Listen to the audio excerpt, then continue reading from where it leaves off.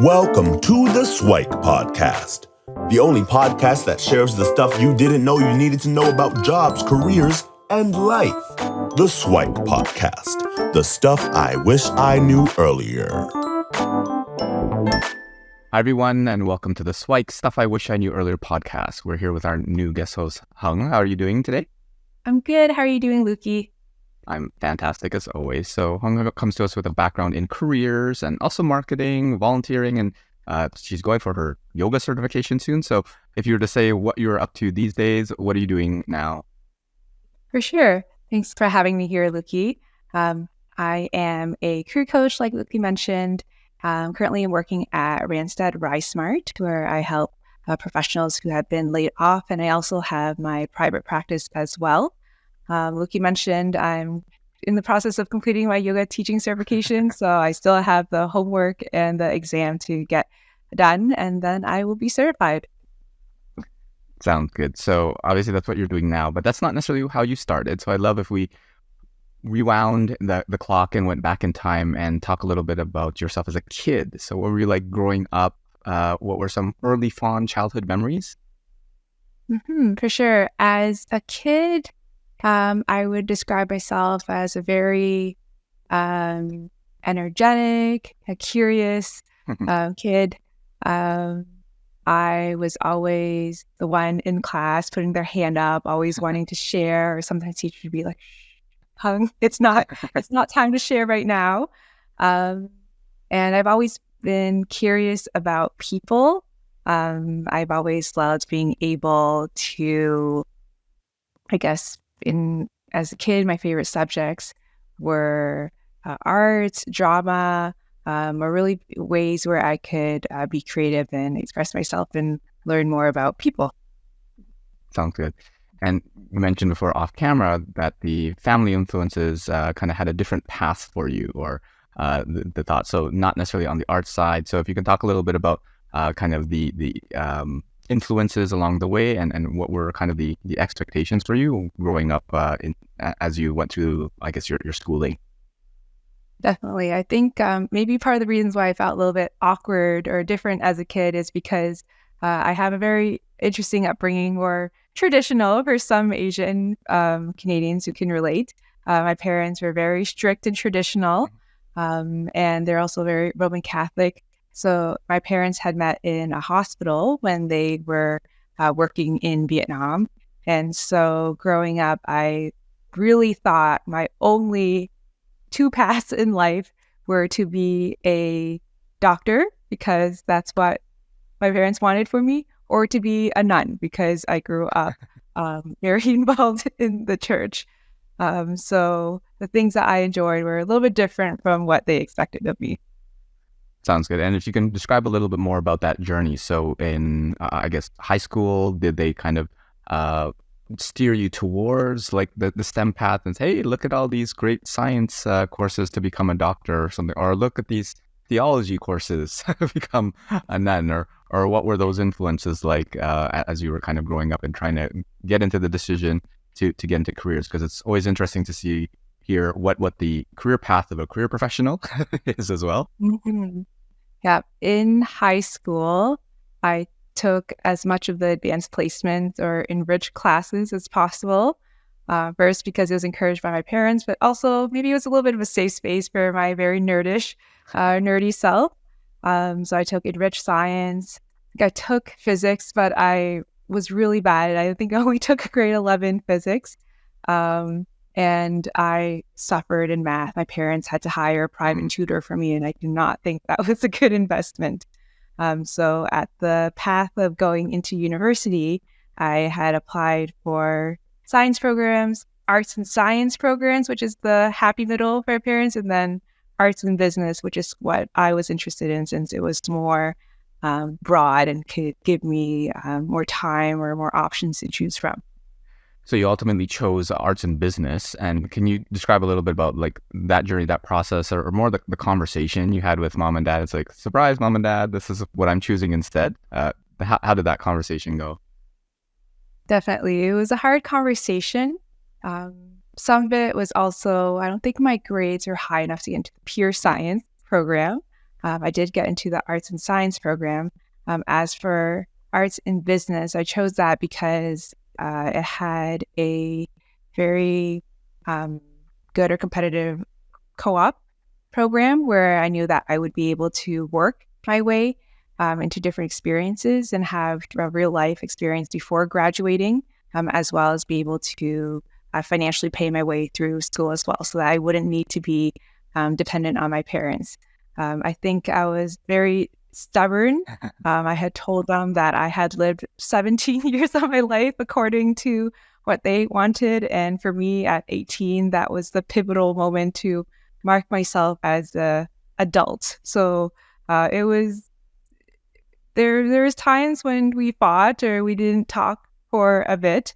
But I think afterwards, my parents were able to at least just give me the space to develop into my own person. Yeah, I find that most parents, they just want their kids to be successful. And in their view, success is like the doctor, lawyer, accountant, engineer, that sort of thing.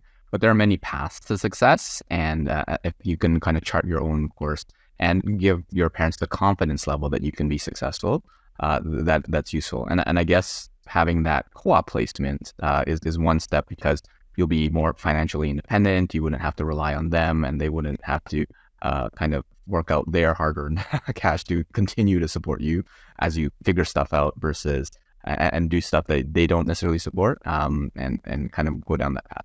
So I'd love if you shared a little bit about that path in arts and business. So you were interested on the people side.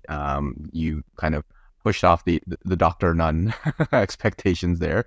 So what was the thought in terms of getting into arts and business? Was there like a career path that you had in mind that you were gunning towards, or like was it exploratory where I think you mentioned you traveled quite a bit? What was that exploration path like during the university process? Definitely. When I was in the English and business program, I noticed some of my peers just a year or two ahead of me that they were very successful in getting marketing internships. I thought, okay, that's a place where I could place my skills. It's employable as well. It uses a lot of the creativity that I enjoy as well. So for my 4 co-ops in university, they were in marketing. And I was fortunate or I guess very strategic in my co-ops. I purposely chose ones that were further away from home because I lived at home during university, so that I could have that space to find myself a little bit more. It's funny because my first co-op term was not in marketing. I couldn't get a marketing internship. I had a career advisor assistant one at University of Waterloo. I thought it was a stepping stone to help me get to where I wanted to be in marketing, but as you see, or where I am right now, it's been very much a full cycle journey. Sounds good. So if you talk a little bit about that process, because I know folks that are in internship programs, co-op programs, it's always the first job that's the most challenging one, because you have like zero experience and you're competing against all these other students with experience or different degrees and things like that. Could you talk to us a little bit about like that process where unfortunately you didn't land what you wanted? What was the process to kind of make the most of that situation? Definitely. One of the people that had interviewed me, it was for another position at the university in a student leadership program. While I didn't get the role, I did ask for feedback, and they gave me tips to help improve my interview. So I gained more confidence there, which I applied for my interview with the career advisor assistant program. As well, I learned that no matter what first role that you have, it's really important for you to look at what you did gain so that you can market yourself for future roles. Sounds good. I also worked part-time during university. I worked at a local insurance office. I was the office associate or first receptionist, and through things like outbound calls, I was the annoying person calling people for insurance quotes. I think it really helped me just be more comfortable talking to lots of different people, or not be afraid to sell and fail ultimately, but just be able to fail forward and put myself out there. Yeah, I think those roles in sales are very underrated in the sense that, I mean, people don't like those calls from folks trying to sell them insurance, duct cleaning, and this and that. But at the same time, on the other side, it can build a lot of character, build a lot of resilience and tenacity in terms of continually calling, continually being rejected, and then having to go back and do that over and over again, which is a great personal development tool, professional development tool. And one thing that I also noted is you looked around you and took a look at people who were successful, and you tried to model that success. So that was on the marketing side, and you saw a natural attraction there. You got it. Well, at least you headed in that direction. It didn't quite turn out exactly as you'd hoped, but you used that in order to, turn it into something a little bit more beneficial there. So I'd love you to share a couple of more on the internship. So you are now in this marketing path, and you've done a couple of them, and you made it exactly as you wanted. But obviously, we know there's a twist to it because you didn't quite continue in the marketing side. But what were some of the good learnings or things that you'd want to share with younger Huong during those years or during those months as you went through your marketing internships? Definitely. I think a tip I learned from my insurance manager was to use my selling skills to get my marketing internship. So what I did to land my first marketing internship was I didn't rely on being one of the how many students within the school's job board, but I had picked up the phone. I had called the Alcatel-Lucent, which is now owned by Nokia office in Ottawa, where I wanted to work. I tried to sound very confident. I said I was calling from University of Waterloo, just said student very quietly.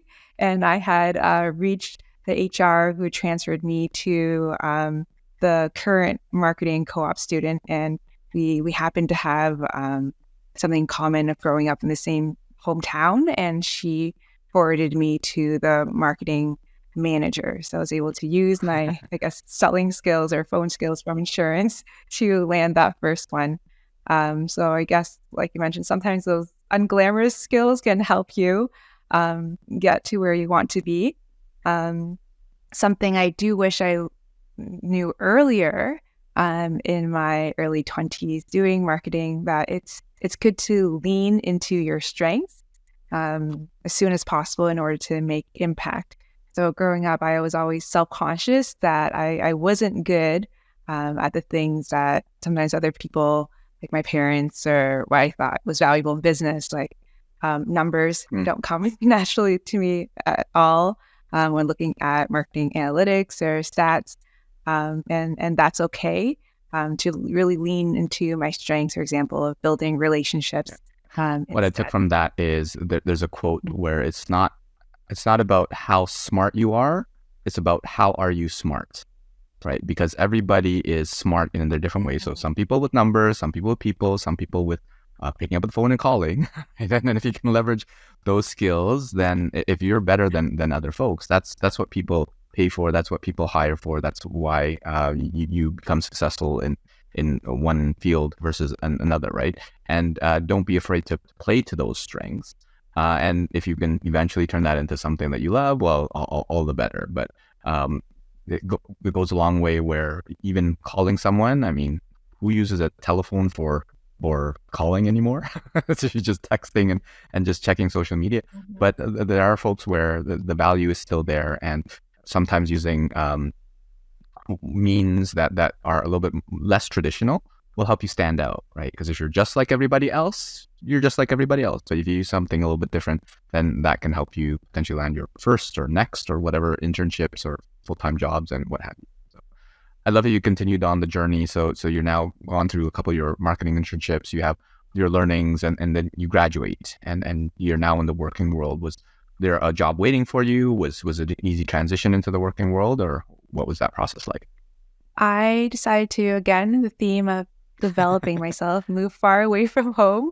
With my partner, he had a chance for a promotion either out west or in Montreal. And although I speak conversational French, him not so much. And we both love nature. So we decided to move out west to Calgary.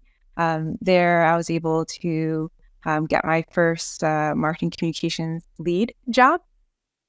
And I think at that point in my career, I focused on a lot of the extrinsic values, like how it looked very glamorous. I got to go to fancy conferences or be flown in a plane and stay in hotels and get lots of swag. And while I was doing that, I was really missing the relationship building part.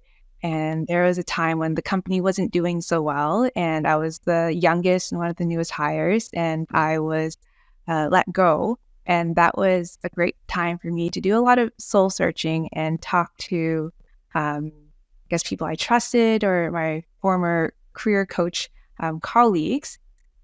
Through talking to them, I realized that the job that came the most natural to me, that I enjoyed the most, was actually my very first co-op internship, or my first career advisor assistant role. And so I try to think about ways to get back into that field. And so it was a little bit of, serendipity, I guess, for things beyond your control, which said, hey, you know what? You're loving this, but you're not loving it for the right reasons. So how about we point you back into the path where maybe you'll be more aligned. So sometimes the universe does things in your favor, even though it might not seem at that point in time. And I think I saw a LinkedIn post where you said that you got let go, and it ended up being like one of the best things that could have happened to you, which I'd love folks to kind of internalize and say that sometimes the event, the activity, whatever, that's the worst thing can end up being the best thing, and possibly vice versa, where the best thing could actually be not so great in the long run. So you always have to put it in context, and it's really about you putting the meaning behind it. That's the most important part. So I'd love you to share a little bit about that process to get back or get into the career advising world. So you had a taste of it in university, and did you go back to school? Did you get recertified, or what was that process? Was it easy or difficult to get into that new path? Sure. I had a lot of coffee chats or informational interviews with professionals that I admired, or those that my colleagues had suggested to me. And through the chats with them, I asked them what was the most important parts of schooling that they did, so that I could quickly research that on my own, even without going through a program. As well, I used all of the resources that were available. I saw that there was a volunteer recruiter career coach at the library where you could do drop-ins and they could take a look at my resume and cover letter. And he mentioned, although I was a very strong communicator with my cover letter, he said that sometimes in a market where people are trying to get information quickly, it might be helpful to do a T format cover letter, where it's just side by side, quickly saying what they want, what my qualifications are.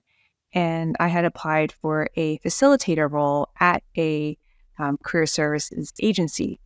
It just so happened that hiring manager's favorite type of cover letter was a T format cover letter, because she's someone who's very direct. And during the interview process, I learned that I was the only person who mentioned watching their promotional video that they had about the new office. And in those little details, I was able to really stand out and get my first Sounds good. So I think it went back to doing things that stand out, right? Because if you're doing what the normal quote unquote people do, just apply the regular cover letters, regular resume, you'll be like everybody else. But if you're going, you can call it the extra mile, and it's not really the extra mile. It's just watching promotional videos, getting to know the company, learning a little bit more about what you're getting yourself into. That goes a long way, and being prepared for the interviews and getting some advice and leveraging all the resources, because I think there are so many resources out there provided by schools, by the government, by non-for-profits or whatever. If folks take a minute to look, there are so many different ones. Now, not all of them are created equal, right? But at the same time, take a shot and see if it works for you, and then hopefully that'll turn into something healthy. So it seemed a little bit serendipitous again. That just happens that she loved the T letter type things, and then you mentioned the right words, but all of it seems to have worked in your favor. And then you landed that first job in career advising, and then you walk us through kind of the path through careers and then into where you are right now. Definitely. During that first full-time role, I tried to learn as much as I could. So I volunteered for all the extra events. Um, in my free time, I think in one term or maybe half the year, I did like 16 additional different workshops. Although I took on from other professionals, instead of doing things the traditional school route way, I find I learned better with experiential or just like shorter learning. And with my Works Professional Development Fund, I strategically chose it towards the Career Professionals of Canada certification. It's funny because I looked at their budget and I told my boss, I only have enough for this much. And she was a manager that really supported me. She was a great mentor. She saw the potential in me and she appreciated the type of energy and impact I brought to work. And she's like, no, let me see what else I can do.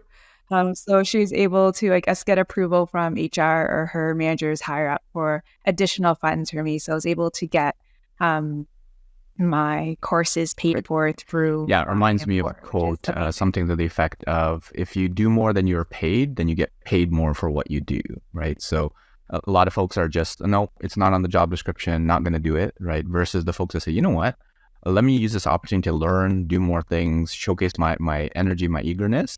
And sometimes you get courses paid for, maybe a bonus, maybe a promotion, maybe whatever it is along the way. And I think that just kind of goes to show where a positive attitude or a good attitude can go a long way.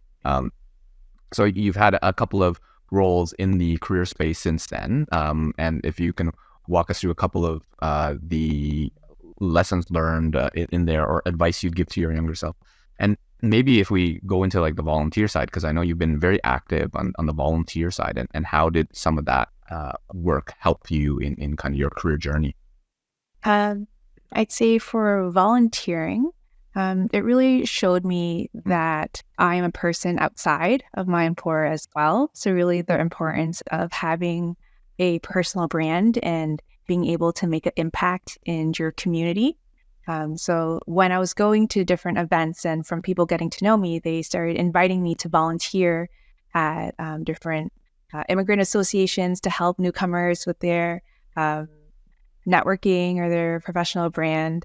And it was something that I really valued. So I guess the takeaway from that is if there's something that you really enjoy doing, do as much of it as possible. Or when I was enjoying the things that I was doing at work, I felt like I was getting paid to learn. So really take that time when you're at work or when you're volunteering so that it's an investment in yourself. So it's a win-win both for yourself and your employer or your community. As well, when I moved over to Calgary, I didn't have many friends there. So I joined the Young Women in Business Network.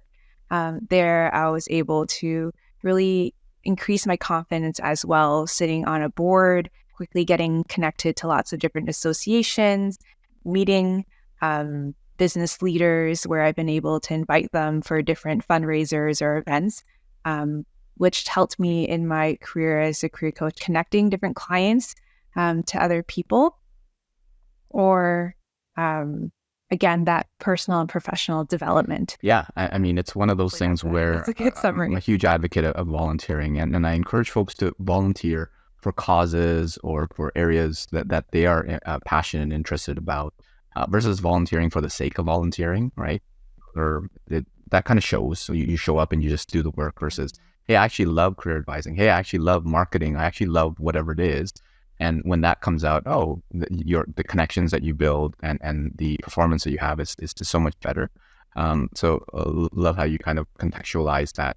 And now, obviously, you mentioned that you're with Randstad and you've had a couple of career advising or career development positions in the meantime.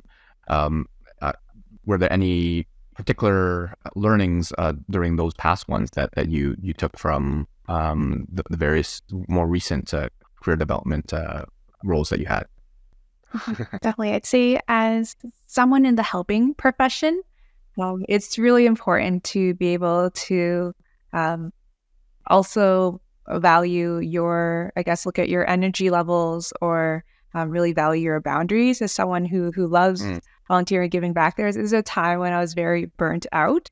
Um, or especially when I was working with Conestoga College in person, it was more front-facing, almost social services adjacent, since we were serving the public. And I realized that I might not have all those tools, and to look at where I can thrive and where I could prioritize my health as well. So I really enjoy remote work now, where I'm able to have a better schedule or work-life balance for myself. So through, I guess, trying different roles or learning things the hard way, been able to look at when my cup is flowing or overflowing. That's when it's the best time to help others, rather than trying to help when you're Yeah, I think it's highlighting the importance of self-care, right? Because as you mentioned, if your cup, there's nothing in the cup, you can't really pour it into others, especially those in roles where you're serving others and sometimes have to deal with the challenges or the problems that they have, and you don't want to internalize and take it upon themselves. So getting the tools for you to manage all that would be helpful. And again, making sure that self-care is prioritized can be super helpful. And self-care for you, because some folks, they might love the in-person interaction and they want to be with people, versus identifying, you know what, I'd rather be remote and have my own time, that sort of thing. It is very contextual to each individual. So as we kind of end off the podcast, I'd love if you shared some of your SWIKE. I know we already went through a whole bunch, but if there's any specific ones that you want to highlight, or any ones that you weren't able to mention and want to include. So what would you tell young Hung, I guess in high school, university, or throughout the process of your career journey? What are some of the stuff you wish you knew earlier that you'd share? I mentioned earlier, really leaning into your strengths. For myself, taking the Strengths Finder assessment, I think at my first full-time career development role, where they used it into my performance review, was really life-changing, where I've been kind of using that as pillars throughout the rest of my roles. So to lean into your strengths, to not judge yourself for lacking other strengths that you see other people have. Another one is, I think when I was younger, I might have perceived, it was a waste to go into marketing or to do things in a non-linear way, when really it's that journey and process that's valuable. That it doesn't matter how you do things, but it matters more so the meaning that you bring to it, like you mentioned, or are you happy with the end results of where you are? So not judging yourself for doing things in a different way, that as long as you get there. Sounds like some great ones. So in reverse order, it's all that matters. Quote, life's about the journey, not the destination. And I love what you said about the meaning that you give it, right? Because again, I always go into the quote side, but like, for there's nothing good or bad, but thinking makes it so. So if we take the fact that you were let go, well, that could be horrible, or it could be the best thing ever, right? As you contextualized it. And taking a look at assessments like StrengthsFinder, right?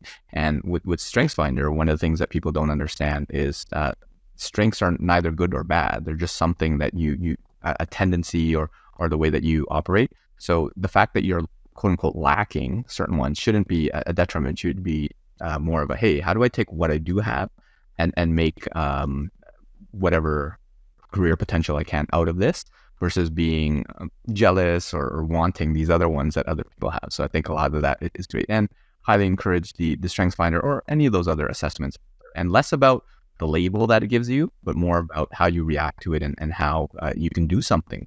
So, well, thanks so much, Huong, for sharing your story. And if you can share a little bit of your future aspirations. I know you mentioned the yoga certification, and where can folks reach out to you if they want to connect with you? For sure.